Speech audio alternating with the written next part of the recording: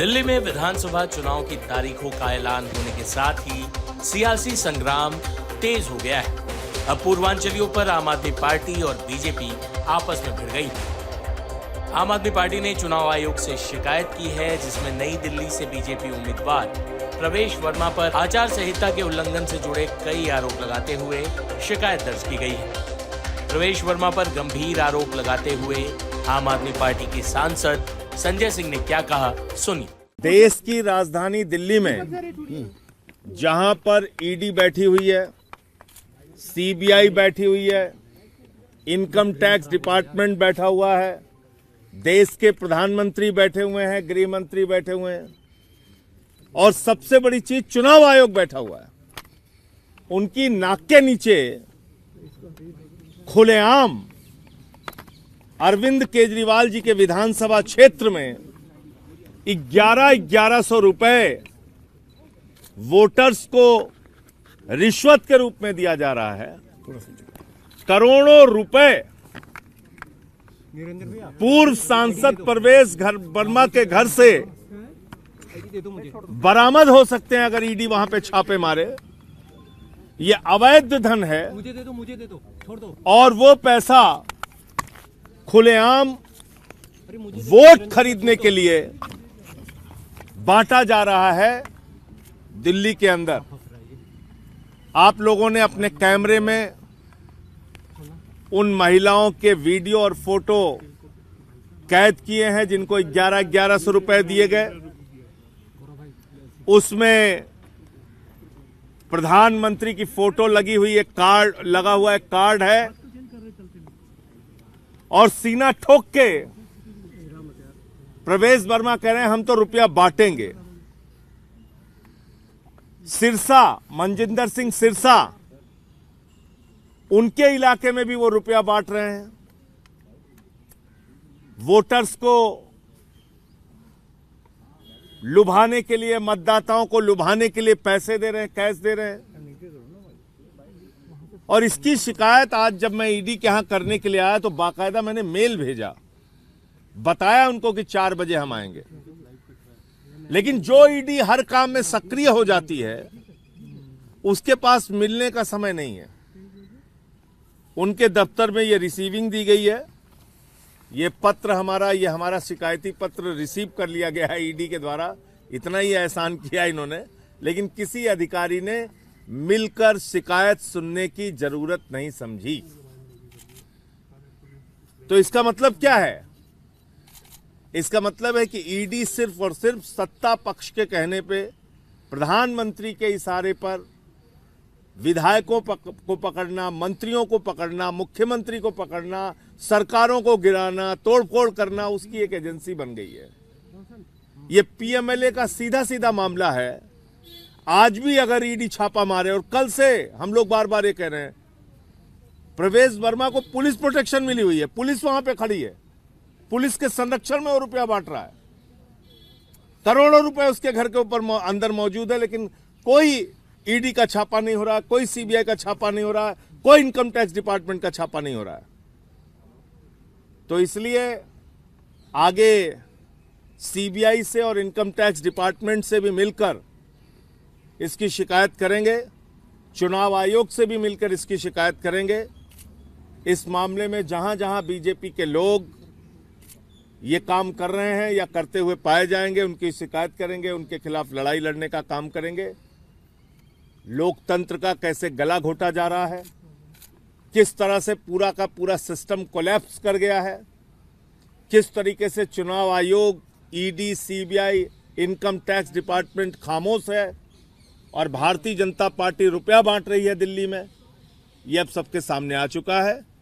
दिल्ली की जनता को केजरीवाल पे भरोसा है, उनकी योजना पे भरोसा है।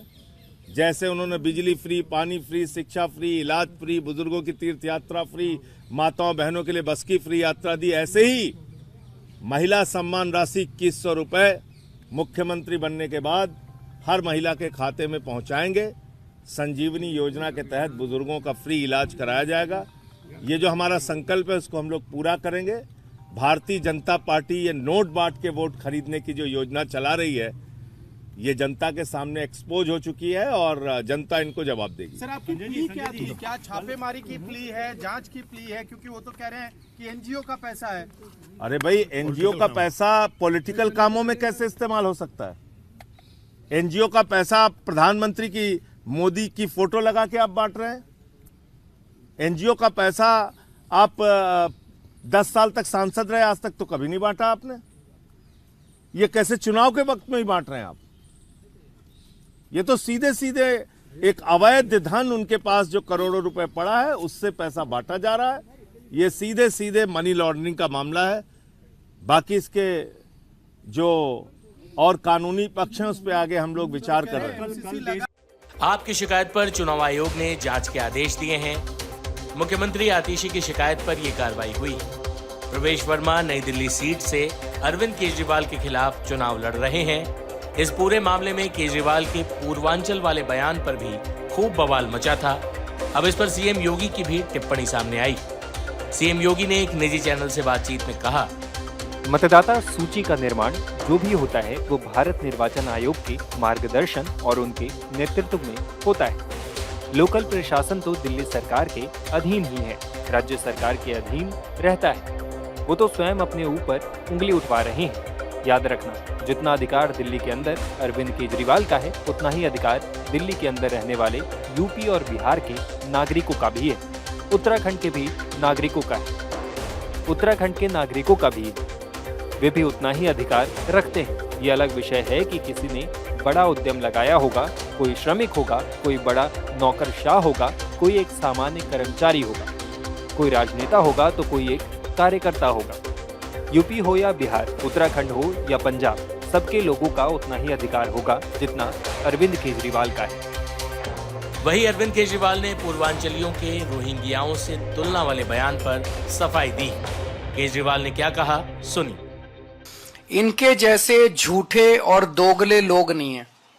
कल मैं इलेक्शन कमीशन किस लिए गया था?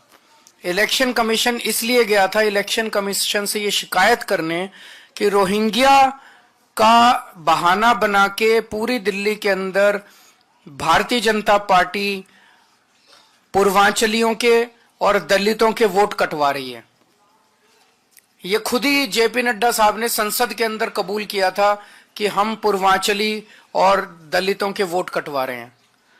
कल उसी की शिकायत करने के लिए मैं गया था कि पूर्वांचलियों के वोट कटवा रहे हैं और ये मेरे ऊपर उलझुल वो लगा रहे हैं। जितना काम आम आदमी पार्टी ने जितने एमएलए पूर्वांचल समाज से बनाए, आप देख लो जितनी टिकटें हम देते हैं और जितनी टिकटें ये देते हैं। पूर्वांचल से जितने लोग आते हैं वो कच्ची कॉलोनियों में रहते हैं। कच्ची कॉलोनियों के अंदर 2014 के पहले जीना मुश्किल था, नरक की जिंदगी थी, कीचड़ ही कीचड़ रहता था, कोई विकास नहीं था। सुप्रीम कोर्ट और केंद्र सरकार के ऑर्डर्स के मुताबिक वहां विकास नहीं हो सकता था। कच्ची कॉलोनियों में 90% से ज्यादा लोग पूर्वांचली रहते हैं। मैं भारतीय जनता पार्टी से पूछना चाहता हूं, 10 साल के अंदर आपने कच्ची कॉलोनियों के लिए क्या किया? एक भी सड़क बनवाई इन्होंने, एक भी गली बनवाई इन्होंने पूर्वांचल समाज के लिए, एक भी विकास का काम किया इन्होंने पूरी दिल्ली में? कच्ची, तो हमारे पास इतना पैसा था, इतनी पावर थी, कर देते। दिल्ली की सारी कच्ची कॉलोनियों में सड़कें बनवाई, गलियां बनवाई, सीसीटीवी कैमरे लगवाए, नालियां बनवाई, सीवर के कनेक्शन दिए, पानी की पाइपलाइन डलवाई, अस्पताल बनवाए, मोहल्ला क्लिनिक बनवाए, स्कूल बनवाए, उनको इज्जत और सम्मान की जिंदगी दी है मैंने। आज जिन कच्ची कॉलोनी में 3,000 रुपए गज का रेट था 2015 में, आज वहां 1 लाख रुपए का ऊपर का गज का रेट है और लोगों को सम्मान की जिंदगी मिली है। भारतीय जनता पार्टी ने क्या किया? केवल धरने प्रदर्शन करते हैं ये लोग, गंदी राजनीति करते हैं ये लोग, काम नहीं करते, काम इनसे कुछ नहीं होते।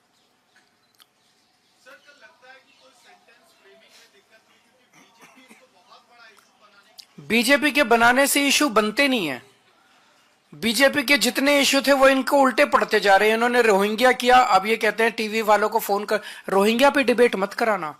फिर उन्होंने शीश महल उठाया, अब टीवी वालों को फोन करके शीश महल पे डिबेट मत कराना। जितने मुद्दे ये उठा रहे हैं वो इनको उल्टे पड़ रहे हैं। क्यों? क्योंकि इनके मुद्दे फर्जी हैं। ये दिल्ली के विकास की बात नहीं करते, केवल गाली गलौज की बात करते हैं। सुबह से शाम तक केजरीवाल को गाली, केजरीवाल को गाली, केजरीवाल को गाली। केजरीवाल को गाली से क्या दिल्ली का विकास होगा? केजरीवाल को गाली देने से क्या देश का विकास होगा? अरे देश की बात करो, दिल्ली की बात करो, लोगों की बात करो। लोगों को जीना हराम हो रहा है, महंगाई और बेरोजगारी। कल भी मैं गया था शाम को एक झुग्गी बस्ती के अंदर, बेरोजगारी का ये आलम है, एक एक घर के अंदर बच्चे बैठे हैं बिना रोजगार के। इनको चिंता है रोजगार की? इनको चिंता है बच्चों की कि उनको रोजगार कैसे देंगे? महंगाई से लोगों का घर का खर्चा नहीं चल रहा, चिंता है इनको? बस सारा दिन केजरीवाल के खिलाफ धरने, प्रदर्शन, गाली, केजरीवाल ये, केजरीवाल वो। इसीलिए तो इनको कोई वोट नहीं दे रहा। कुल मिलाकर दिल्ली में बड़ी संख्या में रहने वाले पूर्वांचली वोटर्स को रिझाने के लिए दोनों पार्टियों में रस्साकसी देखने को मिल रही है।